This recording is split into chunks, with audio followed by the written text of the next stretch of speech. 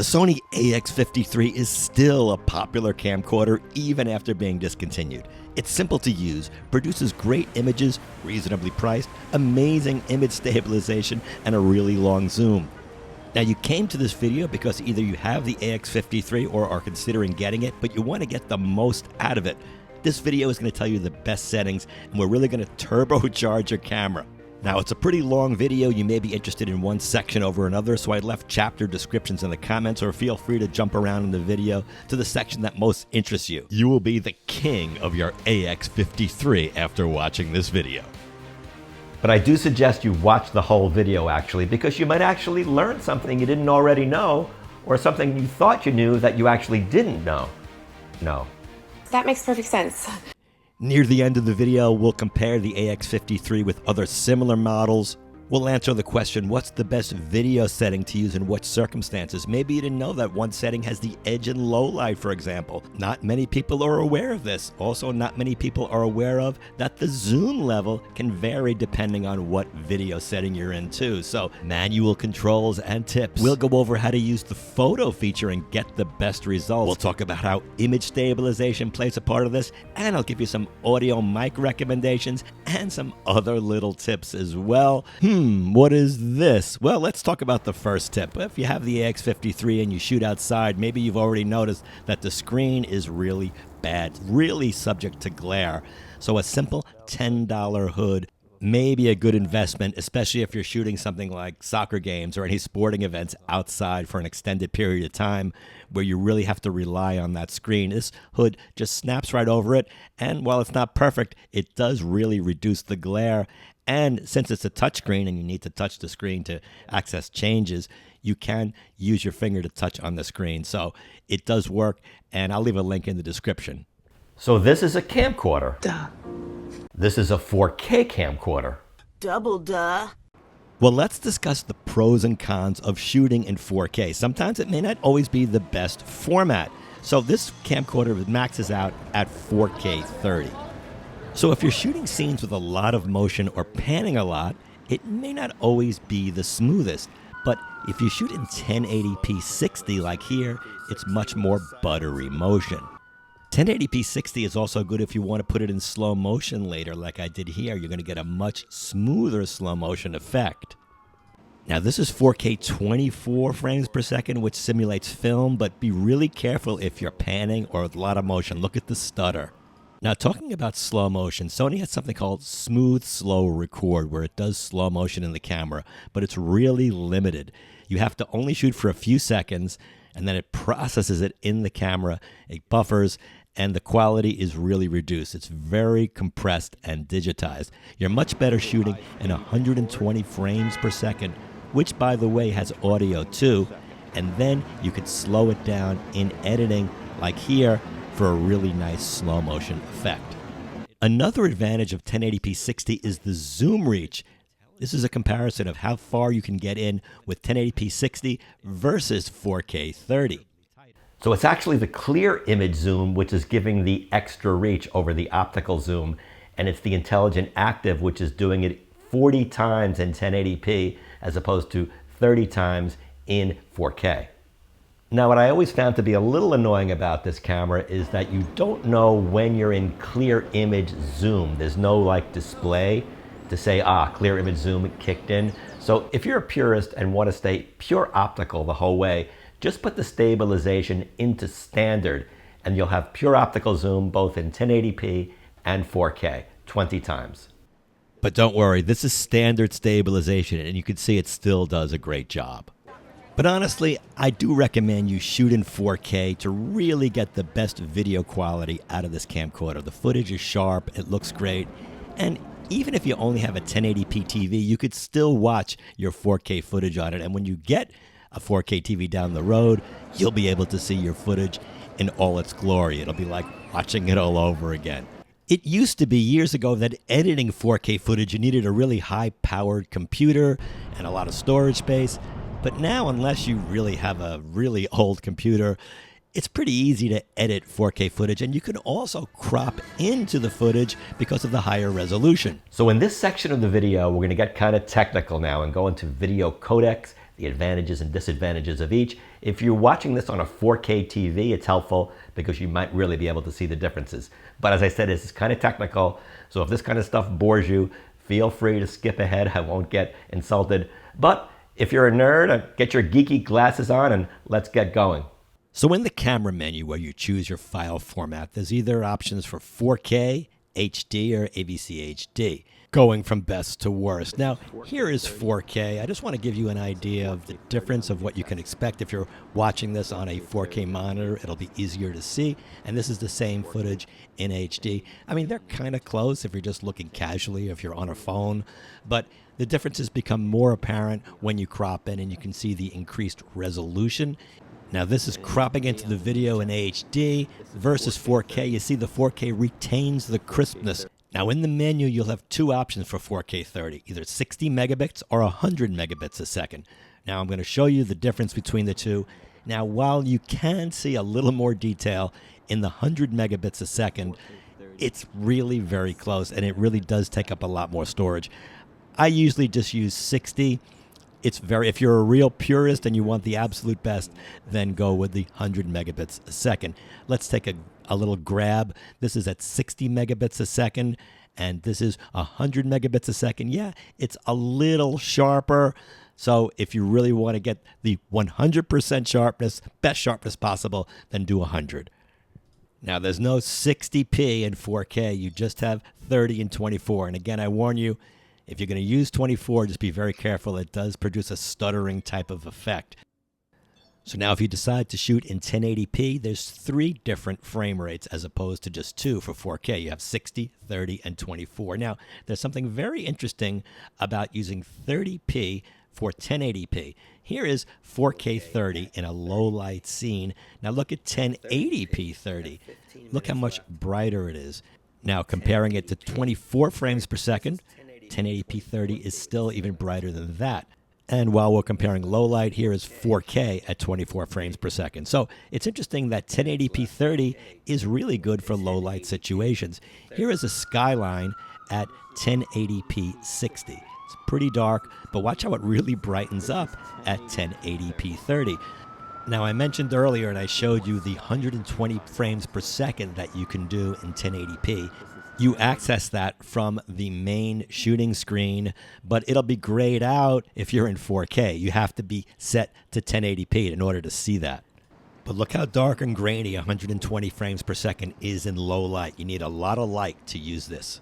So AVC HD is the lowest quality mode. When you're in AVC HD, you'll see frame rates of 60i, 60p, and 24p. Now 60i is a really old format. That I stands for interlaced, not really used anymore.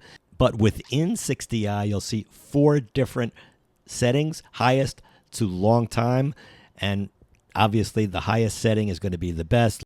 This is the lowest quality, what they call long time. Of course, it's 60i. This is the highest quality AVC HD in 60i. Shooting in 60p doesn't give you any options besides just regular 60p, but 24p does give you a couple of extra options. This will activate the surround sound mic, so that might be the only reason you want to shoot in AVC HD, or maybe you'll be shooting for hours and hours and hours, like a really, really long lecture and just need all that space, or if you're making a Blu-ray or a DVD, that might be the only reason to shoot in AVC HD. Now, we've been talking about low light, and one of these settings in the menu which is important is the AGC, or automatic gain control. And this refers to video gain, not audio gain.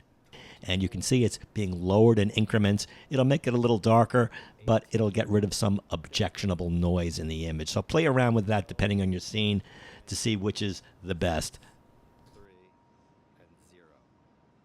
So the AX53 is a consumer camcorder, and as such, Sony didn't put a lot of effort into being able to let you change a lot of manual controls simultaneously. It's usually one manual control at a time, but it's not always the case. So a common parameter to set when you're shooting video instead of leaving it to automatic is shutter speed. When you leave shutter speed to automatic, especially on a bright day, you may have noticed sometimes the birds seem like they're flying kind of choppy format, or the wheels of a car don't look right. That's because the shutter speed is really fast to compensate for all the light. If you set your shutter speed to 1/60th of a second, especially when you're shooting 30 frames per second, you get nice natural motion. But just be advised, if it's a bright day, especially with this camera with a small sensor, you may need a neutral density filter. So for example here, if we go into your camera mic setting where you find most of your controls and go into manual shutter speed, and we set it to a 60th of a second, which is very good especially if you're using 30 frames per second. And let's say you want to change your exposure. The scene may be a little too bright. You want to adjust your exposure. What will happen is that you'll lose the 60th of a second shutter speed. It goes back to automatic. So this is because you can only do one setting at a time for some things. Now, by pressing the manual button, that will get you into a menu where you can adjust the control ring to any one of your parameters: zoom, focus, shutter speed. Now, a little workaround, thanks to Boomer Consumer, is an AE shift button, which helps as a workaround to that shutter speed exposure issue. If you set the control ring to AE shift, now watch what happens. Let's say we set our shutter speed to 60th of a second, okay? And by turning the control ring, it will effectively change the exposure value from -1 to +1. So you can have some control over your exposure by using this workaround, which is to set your control ring to AE shift. So in some cases, you can only control one manual parameter at a time. In other cases, you can control more than one. So for example, let's say we talked about the automatic gain control. Let's say we set it at 3 dB. We don't want a lot of grain in the image. And by using that button in front, we set the control ring for exposure. And you can use that front control ring to control a lot of parameters. But you can see I'm changing the exposure and the AGC is still staying at 3. So one is not canceling out the other. If you want a camera that gives you a lot more flexibility with manual controls, you may want to look at a camera like the AX700, which I did review. Now let's talk about focus for a bit. Only auto and manual focus, not a lot of focus options. It does have something called spot focus, where you touch on the screen and it will track the object you touch. There's also face detect autofocus as well, which works. There's also exposure, where you can touch on, it's called spot meter and focus. So where you touch on the screen, it'll also adjust exposure as well as focus. But I generally use just the focus. Now this camera has zebras. No, not those kind of zebras. The kind of zebras that actually help guide you if your image is overexposed. Sometimes it's kind of hard to tell in the viewfinder if your whites are blown out. And so in the zebra section, you'll see 70 or 100, and you can see there's marching ants under the 70. It's a more conservative method. So if you really want to protect your highlights and don't want any clipping at all, then use the 70, but a lot of times 100 will be fine. Another nice focus feature that's included is peaking. So if you're using manual focus, you will know when your area is in focus, and you can adjust the color so it's easier to see. Like red, for example, here, you can really see where your focus is. Now, I get asked a lot, can the AX53 be used for sports and high-speed action? Here I'm using autofocus and purposely using it at high zoom too, which makes it even more difficult and challenging for the camera, because usually as you zoom in, it becomes tougher to focus. And you can see there's a lot of distractions here in and out of the sun, which sometimes confuses the camera. But the AX53 is doing a very good job in following the subject. Some of these subjects had boxes around the faces, so that face detection works really well. So I would say yes, you can use autofocus quite reliably. Even though this is an older camera, it does a really good job tracking your subjects. Now here, watch when this woman just gets obliterated by that pole and she comes right back in and the focus locks right back on. And I think it does it again, yeah. So let's talk about playing back your videos. Yeah, of course you can play them back on your computer, but it's even nicer to watch them back on your big screen TV. In order to do that, all you're going to need is a micro HDMI cable to connect from your camera directly to your TV. It makes it a lot more enjoyable to watch your videos on your TV, and you can control everything from your camera, and it will be a clean signal. meaning all the information that you see on your LCD monitor will not pass through the HDMI cable. So when you're watching it on your TV, you'll be able to really enjoy it without having to see all the stuff on your LCD screen. And I'm giving you an example here. I'm using a little screen, and you can see that while there's information on the LCD screen like standby and all those other display items, it is not coming through the HDMI. But if you want to record the signal coming out of the camera, you cannot output 4K. And you can see you get that little error message. So as soon as you hit the record button, the screen will go blank. It will only output 1080p through HDMI. So you have to set your camera to HD in order to use this function. And I'm just going to demonstrate that to you here. The camera was set to HD. Now we're in standby, and we're going to hit the record button and passing it through the HDMI cable.